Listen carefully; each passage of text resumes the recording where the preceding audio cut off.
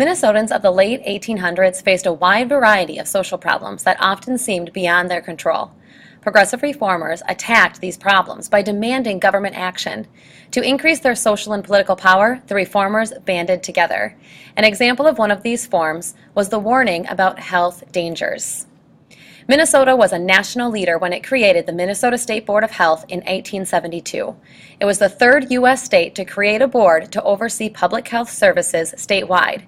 Despite this fact, Minnesota reformers in the late 1800s and early 1900s saw threats to public health nearly everywhere they looked. Reformers were especially concerned about public health in large cities. Disease was an increasing concern for people packed into densely populated cities. As cities grew, crowded living conditions allowed diseases to spread more quickly. In cities and towns, women had to lift up their long skirts to avoid dragging them over filthy streets and sidewalks covered with horse manure and tobacco spit. In the late 1800s, the carcasses of horses, cattle, hogs, and other animals were regularly seen floating in the Mississippi River, the source of the drinking water for many of the city of Minneapolis' citizens. In St. Paul, a police officer and his wife lost 3 of their children in one day to typhoid fever. This disease infected people through contaminated or unsafe water.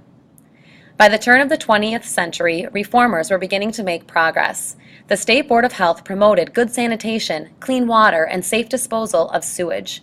The board recommended quarantine or isolation for patients with highly contagious diseases such as smallpox and diphtheria.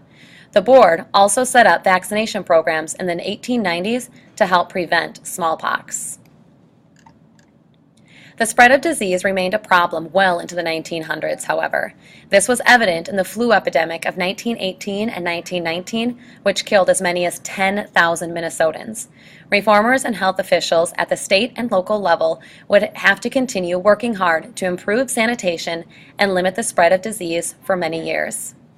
In addition, both state and federal governments began making laws to improve the quality and safety of food. Minnesotans, like other Americans, were buying more and more food that had been processed in factories. People wanted to know that the food they were eating was safe.